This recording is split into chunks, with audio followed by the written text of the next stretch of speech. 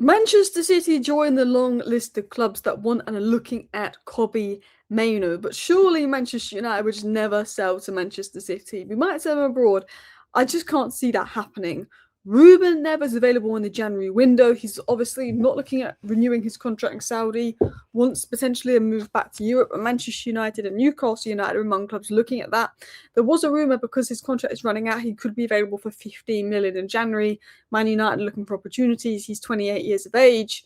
I mean, if I was United, I would be considering this depending on the price, because if you bring in Ruben Neves, you can then let Ugarte go. There's interest in Ugarte in January, but United are unsure what to do because they need a replacement, and well, they can't get Baleba, Wharton, or Anderson in January. They don't know they can get Joel Gomez. They don't think they can get Tyler Adams. Conor Gallagher, Atletico will do a permanent deal, and they only want him on loan. So there's a feeling that Ugarte could stay. Now, Ruben Neves would allow the green light for Ugarte to go. We're going to talk about the latest on that and the interest in Ugarte. He wants to go himself. We're going to talk about why United need a new midfielder and are Ineos letting Amorim down. I think if we don't even try and sign a midfielder in January, I think Ineos are letting Amorim down, in my opinion. I don't know about yours. Zirkzee's loan is reportedly close. Baleba has come out and spoken about the Manchester United news and rumours and how it's affected him. And of course, I think Bruno Fernandes is on the way out in the summer. So, hello, and welcome back to Alice Talks Football, and welcome back to your 10-minute Manchester United news, transfer news, and update roundup show. We've got a lot of news to round up in the next 10 minutes for you guys, so I'm going to get right into it. But if you are new to the channel, every single evening on the channel, I have a 10-minute video that comes up rounding up all the news. Let's dive into it. So, it's been said that Al Hilal are ready to sell Ruben Neves back to Europe in January as they struggle to tie him down to a new contract, and with sources confirming that several Premier League clubs, including Manchester United and Newcastle, have already spoken to intermediaries over a potential deal. Now, I'm sure that United will be exploring a deal for Ruben Neves depending on the price tag. Look, he's only 28. There's rumours because of his contract it could be 15 million pounds, which, if true, I think that's a good opportunity. We know that in January, Manchester United are looking at opportunities. You know, there's players that they want. They don't think they can get them in January, but if there's an opportunity in January, they could act on a different player. And Ruben Neves is 28. And normally I'm quite against going for players that have obviously gone to Saudi, because I kind of think, oh, mentality, money, they've been in Saudi for a bit. But I watched Ruben Neves at the Club World Cup. I thought he was a level above pretty much everyone else. I've watched Ruben Neves for Portugal, and we know he's Prem proven, he's still got it, and I think he's quite athletic. Ruben Neves, for me, is a bit like the Norgard signing Arsenal have made. I think he's a good depth option to have for the next 2 or 3 years. He's not the Casemiro replacement, that is Elliot Anderson. But United are probably going to buy 100 million and a 60 million midfielder in the summer. We're probably going to sign 2 midfielders in the summer, but we also need a third midfielder. And for me, Ruben Neves is that third midfielder, because currently right now, Ugarte is that third midfielder, and he's just not the level. And Ruben Neves takes care of the ball a lot better. He's got that experience, he's got that mentality that I think if Bruno leaves in the summer, Ruben Neves does have a bit of a leadership mentality that I think the squad needs. I would be open to it. It was also said that United will be offered plenty of players such as Ruben Neves, but a deal is considered unlikely. If you can get him on a 6-month loan, or if you can get him for something like 15 million, I'd look at it. I like Joel Gomez. If we can get Joel Gomez, great. But I don't know. Wolves probably won't sell. We like Tyler Adams. Bournemouth aren't going to sell. We can't get Anderson. We can't get Wharton. We can't get Baleba till summer. We need a midfielder in January. And obviously, if we get a midfielder in January, that allows the green light for Ugarte to leave. But one of the reasons we need a midfielder in January is this. Man United conceding transitions went ahead. Only Brentford and Brighton have conceded more transition goals than us. More transitions than us went ahead. And I think we're like third as well for goals conceded went ahead.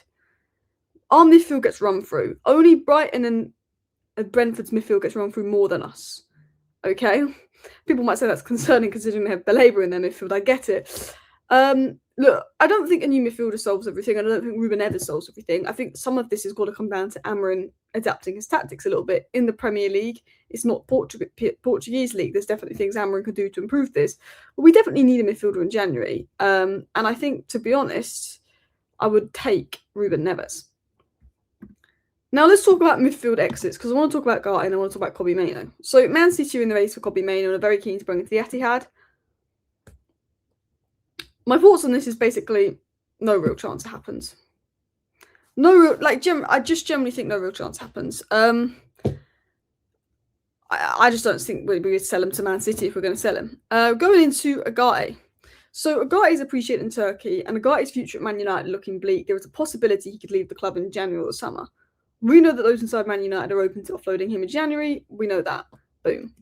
It was said that space could be created in Manchester United's midfield this January for a new signing, with Ugarte potentially heading out. Ineos-owned Nice are exploring a loan move for the Uruguayan in the transfer window.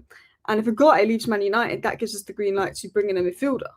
Or, sorry, if we make a midfield signing, gives us the green light to let go of Ugarte. We won't let Ugarte go if we don't sign a midfielder. But if we do sign a midfielder, there is interest in Ugarte, and I know we'd be willing to let him go. We want it permanent, but we're open to loaning out Ugarte in January, and I know this from someone I spoke to. So I spoke to someone that is quite well connected, and he said they'd be open to loaning out Ugarte in January because those minutes could increase his value for the summer when they'd want to sell him in the summer. But they ain't going to loan Ugarte out if they don't bring anyone in. Do you know what I mean? Because the depth is quite low, especially with Casemiro picking up suspensions. If Casemiro gets injured, we're going to need him. So you do a deal for Ruben Neves, and that would trigger the green light to let Ugarte go out on loan, which would prepare him for his summer exit. However, OG Nice want Ugarte.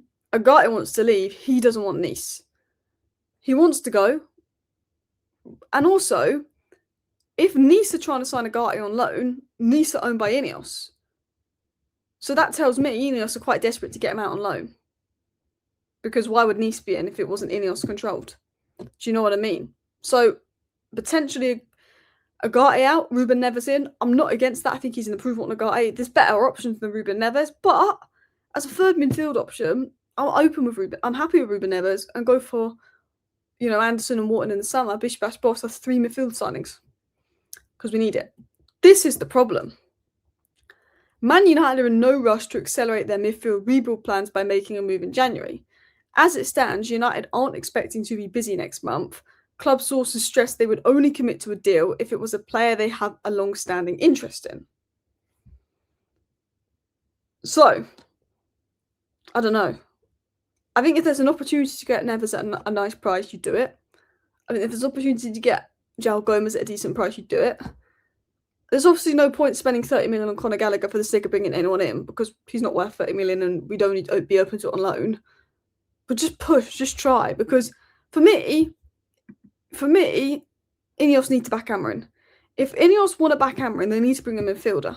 Because yes, Amorim's tactics don't help the midfield, but that is an issue. We conceded 4 goals to Bournemouth because our midfield got ran through. Because people keep trying to highlight this player and this player and this player. No, we conceded 4 goals in general because of the setup. Because of the lack of legs. So Ineos, if they're going to back Ruben Amorim, you better bring him a midfielder in January. Because, you should have signed him a midfielder in the summer. You didn't sign a midfielder in the summer. Bring him a midfielder in January. Talking of January exits, there's a feeling that Zirkzee will go, but they will wait until after AFCON. It's been said that Zirkzee is Roma's top target in January, and they are willing to wait until after AFCON to get the green light. Their preference is a loan with an option to buy that becomes an obligation with certain conditions. And that was said by Damasio. I think that Zirkzee is going to go at the end of the window. The one thing I will say is now Man United were not willing to let Zirkzee go a month ago, and now apparently willing to let Zirkzee go at the end of the window, and are now looking at Semenyo. And then now there's talk of Ruben Amorim looking to move towards a 4-3-3. All I'm saying is if you go towards a 4-3-3, Semenyo becomes the left winger. Zirkzee no longer has a place at Manchester United. I just could there be a plan to get Semenyo and get rid of Zirkzee, go to a 4-3-3? I don't know, but I'm just saying you never know because a 4-3-3, we saw it scored 2 goals versus Bournemouth in 10 minutes. We looked a lot better. Romano said that Anderson and Wharton are top of our list, but Carlos Baleba are on the list, but Carlos Baleba is still seen as the top target. Athletics say Elliot Anderson's the top target. Romano says Baleba's the top target. And Baleba himself was asked if the United links affected his performance, and he said, I don't think it affected me negatively, but I had a lot of pressure on me when I started the season, and I wanted to show the same performances as last season. Every day I work hard to try and get back to my level. Did I put too much pressure on myself? Yes, I think so, but I think it's good. It's good for me because I now have to get through this slightly stressful period, get back on my horse, and continue working hard. It does worry me that pressure's caused Baleba to drop off in form because you play under a different level of pressure at Man United, but if Baleba can get his form back, then I'm open to signing Baleba in the summer. But if Baleba's like this all season, as much as I loved him, I would just be going all out for Elliot Anderson. There is reports that Bayendier is expected to leave in January, but who knows? And Bruno Fernandes did say he wants to stay at United as long as he feels desired, but he did say he'd like to experience the Spanish league one day or fight for big titles in Italy. So that could be a suggestion that he'll be looking to go to one of the top 5 leagues. I think if it wasn't Saudi that came in for him in the summer and it was a good club in Italy, a good club in Spain, I think he would have left. Thank you for watching. Bye.